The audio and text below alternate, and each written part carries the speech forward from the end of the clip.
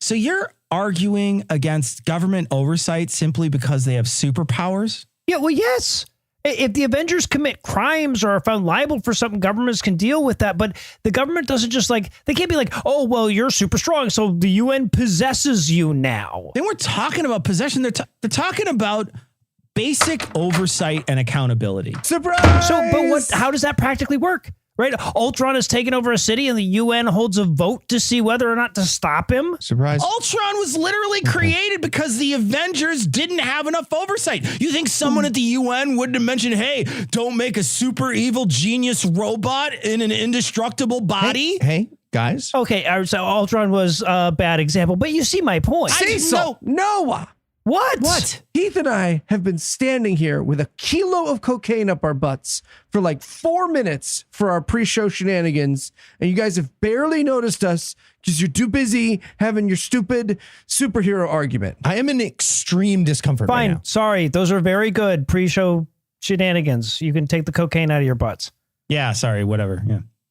But I don't know. See, so maybe we should check with the UN first, get a resolution to take the coke out of their butts. Okay, you know what? No illusions. You know what?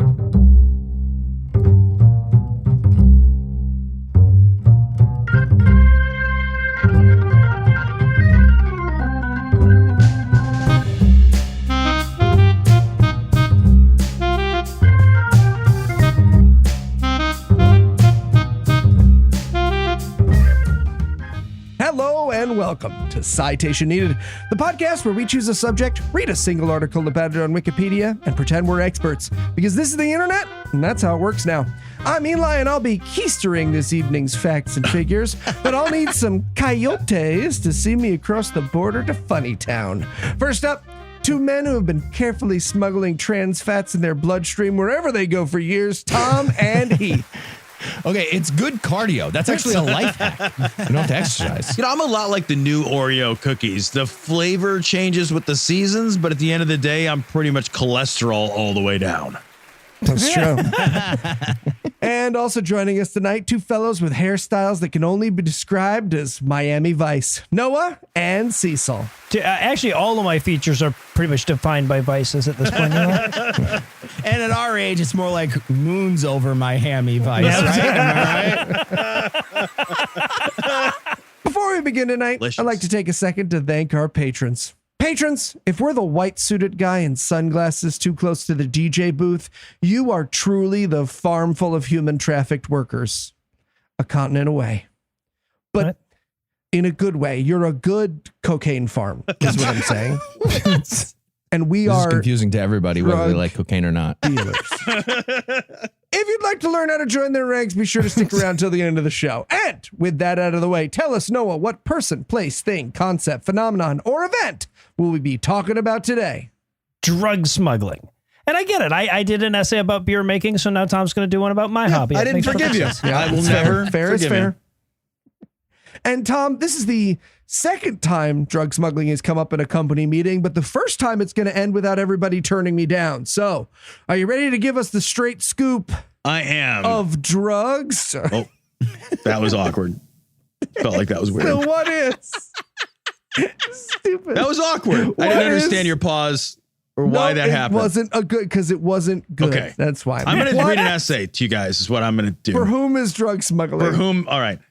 Whomst is drugs. Wilson, the drug. Okay. Who loves drugs, Tom? America loves drugs, Heath. How Thank much? you. A lot. Great. And not just Noah and you. I don't want to exclude you.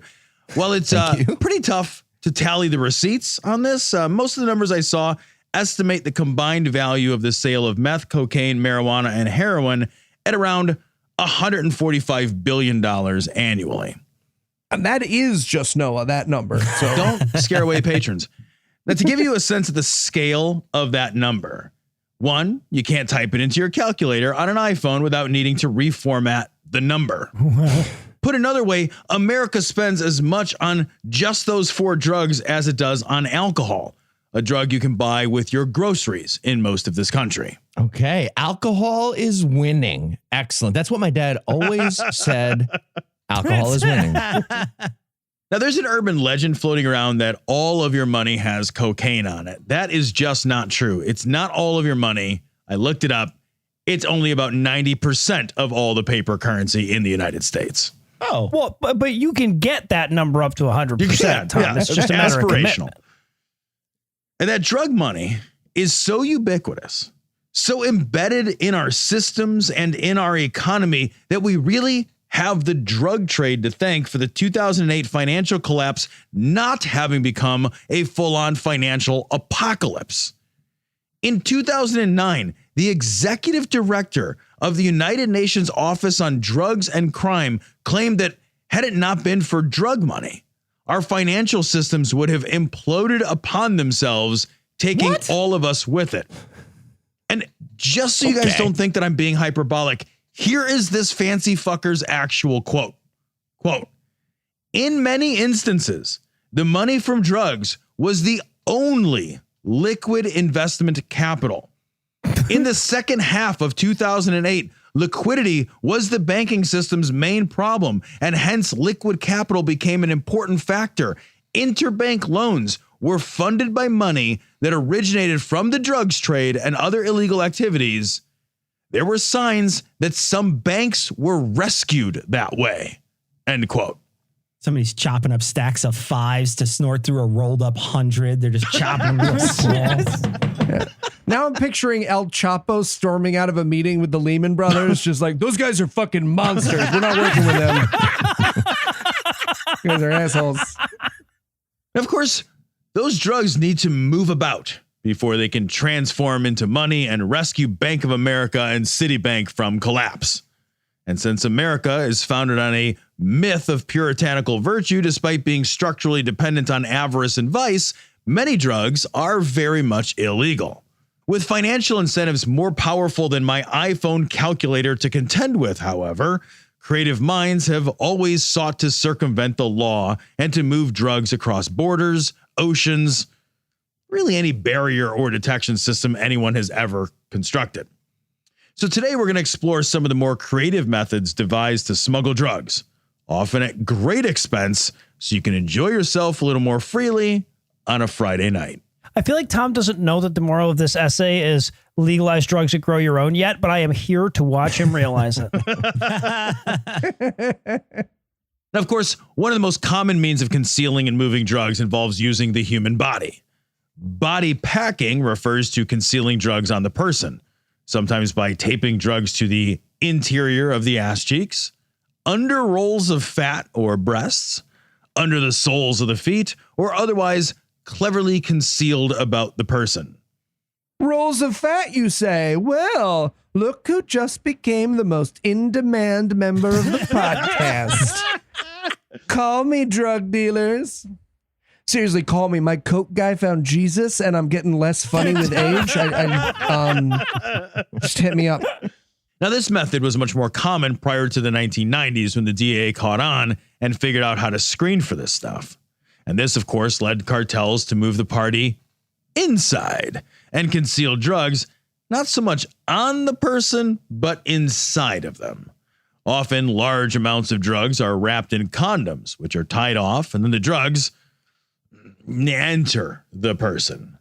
This is most often accomplished by swallowing the condoms of drugs, but as Eli does like to point out, the rectum is nightmarishly elastic, and nature offers many pockets.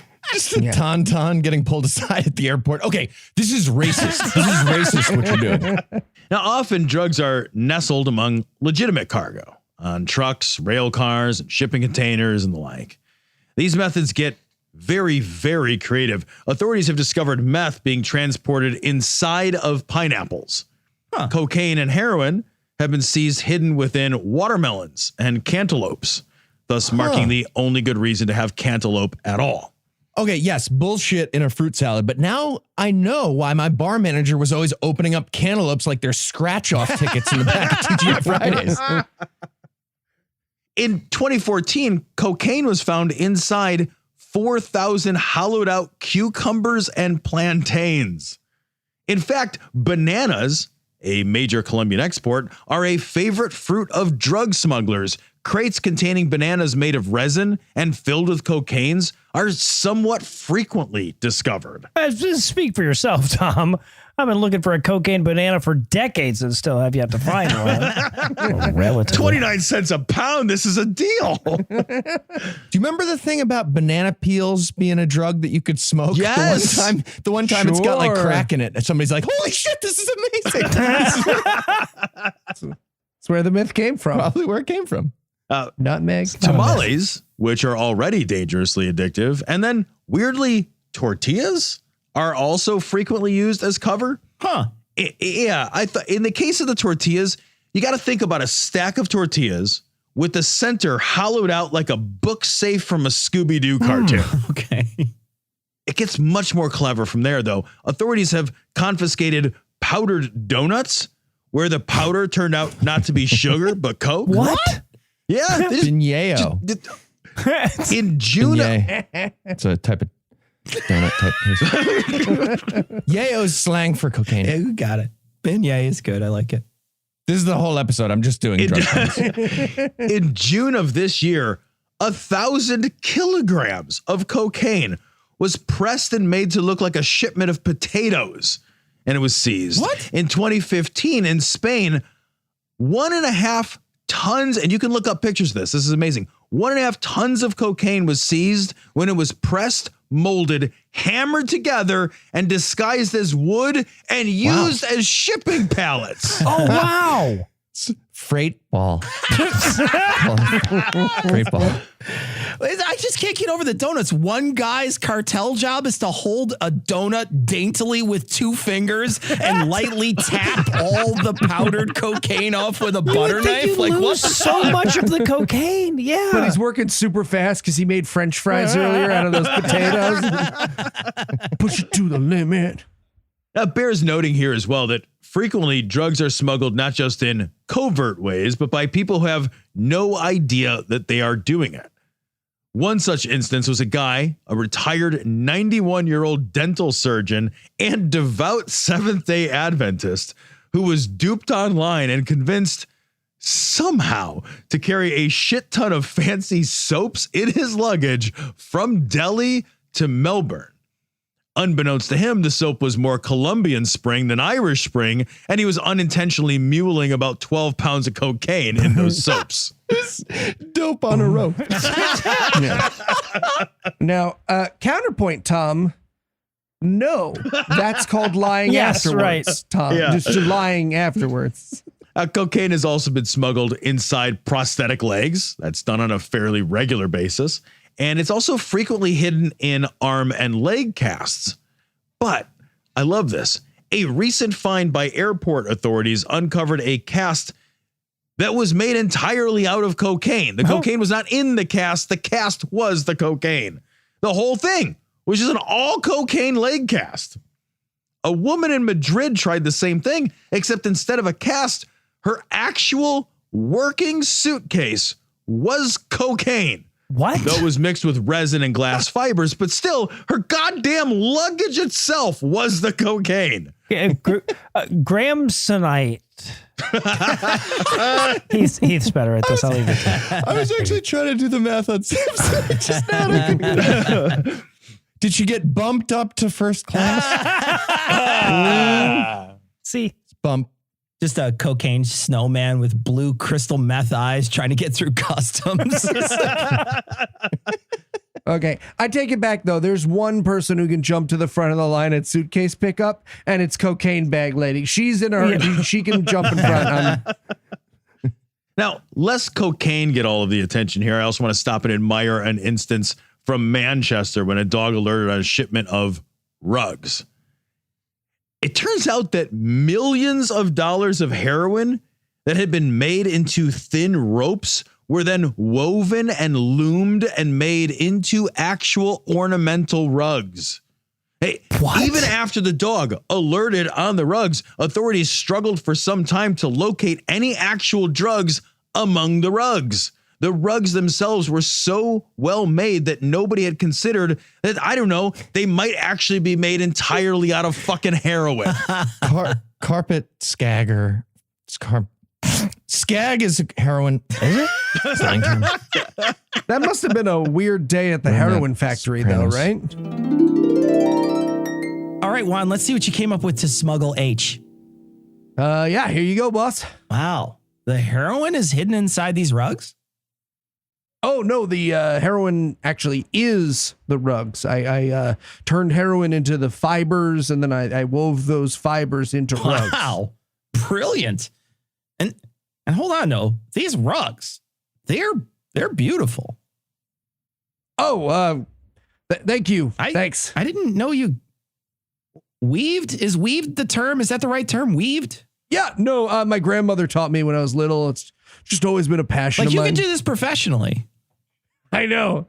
I actually tried out of high school, but heroin is just such better money. And my parents were. Of course. Sure. Actually wanted to be a singer, but way of the world, right? Way of the world. We're heroin dealers. Yes, we are. Both we are of us, heroin dealers. Now, while the American in me admires the concealed carry nature of these schemes, they were really only offered here as a sort of an amuse-bouche, a teaser, a taste, just to get you interested for the real show, which is going to happen next after Eli figures out how to write an interstitial toss following this paragraph, which was clearly its own interstitial toss. All right. Well, since Tom's getting meta, Heath's real name is. Okay. Time for a sketch I wrote, unless it's funny, in which case Cecil wrote it.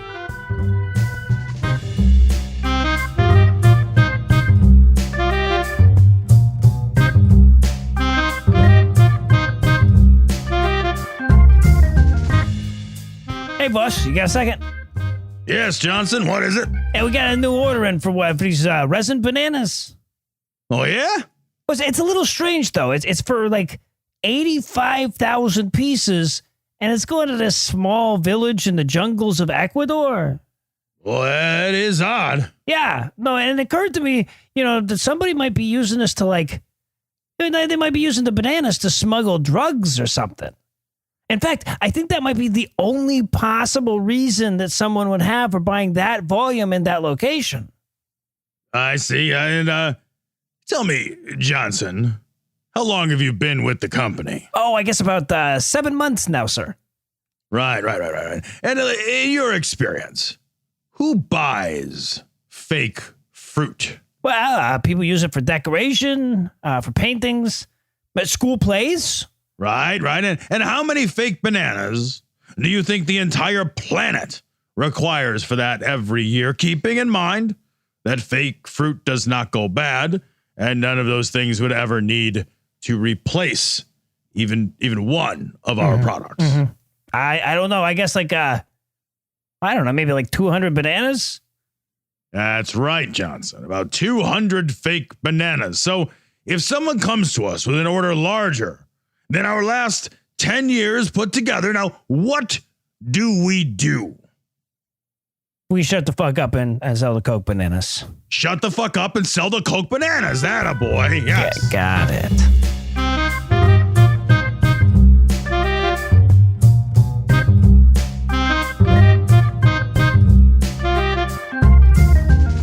And we're back. You can tell I wrote that one because didn't really have a button, right? Just kind of faded. Probably should have killed all the characters at the end. Anyway, Tom. Yeah. What else are drugs? Where else are drugs? All right, well, drug cartels need to move enormous amounts of drugs to satisfy the demand side of the American drug market. And sticking heroin up Eli's ass is only going to move so much product. To really make the big bucks requires dedication, creativity, and innovation to stay afloat. So let's talk boats. All right, so drug trade routes frequently have pesky things like oceans in their way. And as inconvenient as the odd ocean here or there might be, the ocean actually offers many advantages to smugglers. Untold miles of open ocean are effectively impossible to patrol, and miles of often rugged shorelines offer a near infinity of drop points. The problem, of course, is not getting caught along the way. This has led to a kind of naval arms race between smugglers and the Coast Guard. Now, initially, this meant increasingly swift boats meant to outrun the Coast Guard if necessary, but as technology, particularly radar coverage, has improved, traffickers have been turning to building their own submersibles to move drugs. You're about to close the hatch on your fucking cocaine submarine. You turn to your buddy and you're just like, I don't know, Nick, maybe we just support the decriminalization lobby. This seems like a lot, right? We built a submarine, get a petition going. Now, narco subs come in three basic varieties. There is the semi-submersible, the torpedo, and the holy shit, where'd it go? Oh, you can't see it because it's a goddamned actual submarine. Semi-submersibles are generally built from fiberglass, and they're designed to run just under the surface of the water to avoid radar or sonar, and they are very difficult to see by patrolling Coast Guard ships. They pipe the engine exhaust along the bottom of the hull of the ship to cool the gas before it escapes, making even infrared detection nearly impossible. It's clever as fuck, put man. cocaine smuggling levels of funding on climate change, and these guys would bang out carbon capture in like an afternoon. Like one afternoon. We just got to get 3/5 of LA snorting carbon on the weekends. Well, on purpose. Yeah. Now, these ships, they are a horror show to actually work on since the emphasis is on moving the maximum amount of cargo possible. The accommodations for the crew, typically around 4 people, are very cramped. There are no toilet facilities, despite the fact that they frequently make journeys lasting far longer than a few hours. Hey, guys, I feel like we had the baby laxative after we get there next time. Like, They have an average range of 1,700 nautical miles. They're outfitted with sat-nav and long-range comms to keep in touch with their handlers, and they carry around 10 tons of typically cocaine within their hold. I don't know, Tom. For 10 tons of cocaine money, I'll shit off the side of a boat, my guy. Got the Eli trying to shit off the side of a submarine. You're fired. You're fucking fired. Then there is the torpedo style, which I find fascinating, and it's all clever as all hell. This consists of a torpedo-shaped shipping container or hull outfitted with a ballast system that keeps the torpedo far below the surface, typically about 100 feet or so below the surface. The torpedo cargo tube is towed by a fishing boat that is out on the ocean doing legitimate fishing stuff, but also towing thousands and thousands of pounds of coke. Okay, so but one of these days they're going to catch Cocaine Godzilla with that rig, and nobody's going to be happy with that. Cocaine Godzilla lecturing the city of Tokyo about his band. God, please just step on us, God. Just cut the fucking line, man. Now, what's really clever here is the cop evasion system. If a patrol spots the fishing boat and decides something's up, the towboat simply releases the tow line. okay, I feel like some of the crew are just regular fishermen, though, right? And then somebody's like, release the cocaine. And they're like, sorry, what? You guys even know about Cocaine Godzilla? This is dangerous. The torpedo, once severed from its tow vessel, then releases a buoy attached to the torpedo and disguised to look like a piece of random flotsam. The garbage disguised buoy is outfitted with a location transmitter. If the coast is clear, the original towboat may decide to retrieve their cargo, but if not, a second boat is on standby waiting for that location transmission signal. And suddenly I have a vested interest in cleaning up our oceans. Who's with me? Baby turtles or whatever. Am I right, everybody?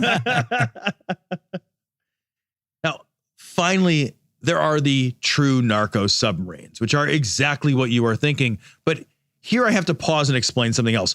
All three of these categories of narco subs have one thing in common. They are built in the goddamn jungle in secret. We're not talking here about crewed ships. To build these, they need propulsion systems and comms and navigation systems. They need heavy machinery and sophisticated engineering. And all of this is done in secret, away from the water, in the middle of the fucking jungle. Okay, if No Illusions ever makes a Noah's Ark, that's the story of it right there. Just tell everybody my retirement plans, Heath. Fine. And again, these are not small ships. They range from 60 to over 100 feet long. It's not like you just build one and then trailer it over to the local dock. And it's not as if these people are not being sought after while they're doing it. So these submarines are being built in the jungle and hastily assembled at the water at the last minute. It's a lot like Ken Ham. Hastily assembled at the last minute. Some of the seized submarines were capable of traveling at a depth of about 100 meters below the surface. Yeah, that's crazy. 330 feet below the ocean. They carried 15 tons of coke. They had a range that would get them from Ecuador to Europe with a crew of 6 on board. Now, if submarines aren't your thing, and I don't understand you if they're not, you may want to try going medieval on the problem. In 2017, on the border shared by Arizona and Mexico, cartels hauled out a working, full-on, no-shit catapult to fling 47-pound blocks of marijuana across the border. That's fantastic. That's one of those ideas where marijuana was involved both before and after its execution, right? The payload accidentally lands on one of the enormous catapults we used to throw undocumented asylee seekers back over the border, and it looks like a complex trick from Cirque du Soleil. It's just going back and forth and back. ICE agents just being like, okay, see, this is what NAFTA was all about. It's free trade, right? Now, finally, we have to talk tunnels. In 2005, drug smugglers in Canada began work on a tunnel to connect a greenhouse in British Columbia to a house in Washington. Authorities on both sides figured out something was up and installed cameras and mics in and around the construction sites on both ends. Then, and I love this, they let the guys finish the entire tunnel and waited until the first shipment under and across the border before arresting the moles. Oh, did they at least let him cut the ribbon? Right? That'd be a fucking... In 2006, a half-mile-long tunnel was discovered stretching between a San Diego warehouse and an airport in Tijuana. That tunnel went as far down as 90 feet below the surface. The floor was poured cement. There was a fresh air ventilation system. There was lighting. There was a water drainage system to prevent flooding. When it was discovered, nobody was at work that day, but there were 2 tons of marijuana lying about, or 1 Imperial No Illusions unit of weed. Correction, Tom. There was 2 tons minus whatever everyone could stuff in their pants worth of weed. So, yeah. But to be fair to Tom, the No Illusions Imperial unit subtracts out the head stash automatic. It's like Kelvin. In 2010, twice in 1 month, 2 more half-mile-long tunnels were discovered between Tijuana and San Diego. Actually, you may want to watch where you step in San Diego, because I'm pretty sure if you jump up and down, you're just going to collapse the top of some dude's narcotics tunnel.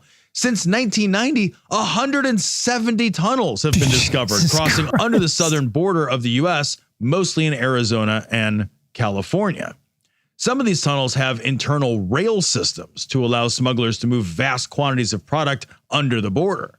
Longtime listeners of the show will no doubt remember our El Chapo episode and his fondness for the use of strikingly sophisticated tunnels as a means of escape from pretty much everywhere.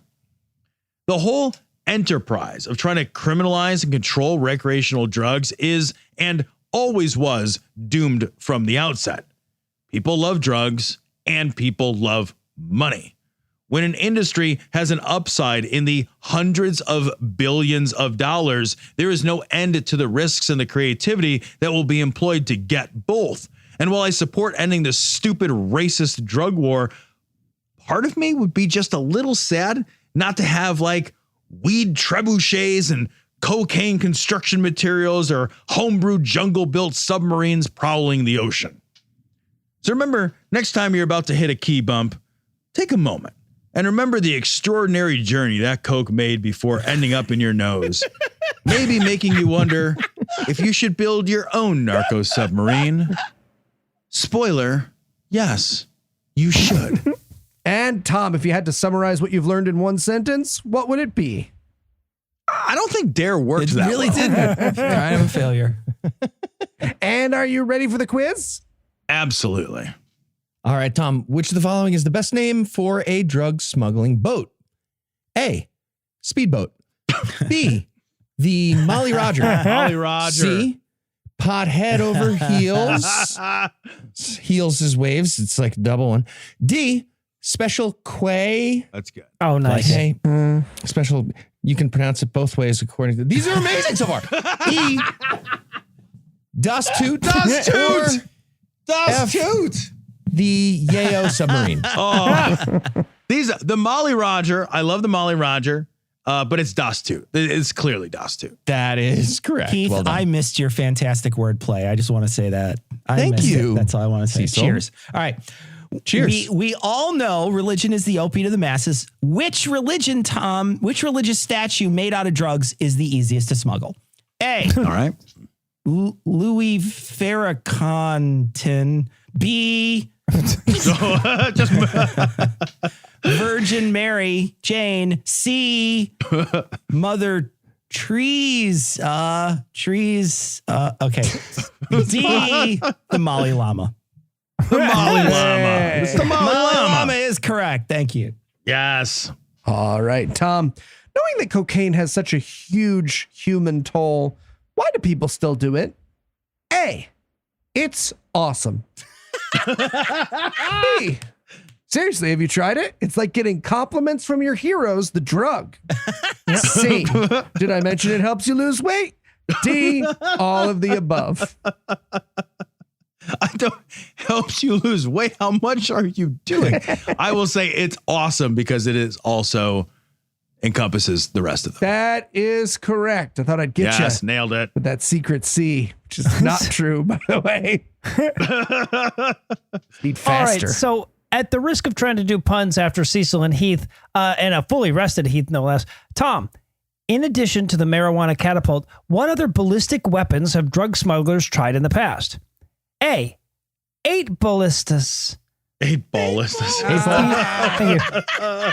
B, It's an eighth of cocaine. blowguns. Blowguns is great. Thank you. C, trebuchets, or D, THCBMs. These are excellent, Noah. I don't think you should ever worry about following Cecil and Heath, but it's blowguns. B, blowguns. Oh, I'm sorry. They weren't actually excellent. Good try, though. Blowguns was. I like that one. All right. All right, Noah, you win. All right. Well, Heath's been off for a minute. I have missed his essays, so we'll have Heath do an essay next week. That's right. All right. Well, for Tom, Noah, Cecil, and Heath, I'm Eli Bosnick. Thanking you for hanging out with us today. We'll be back next week, and by then, Heath will be an expert on something else, or talk about a book he doesn't like. It's unclear, but it'll be good. Between now and then, you can listen to our podcasts in all the podcast places. What books do you like, Eli? Hats. Okay. And if you'd like to help keep this show going, you can make a per episode donation at patreon.com/citationpod or leave us a 5-star review everywhere you can. And if you'd like to get in touch with us, check out past episodes, connect with us on social media, or check the show notes, be sure to check out citationpod.com. Okay, so that'll be the 20x10 New Continental in our burnt umber. Yes, thank you. Perfect. And did you want that made out of heroin or rug stuff? Rug stuff, please. Rug stuff. Yes, obviously. Sorry, old habit. I'm glad that character you made up pursued his dreams. Right? Happy ending.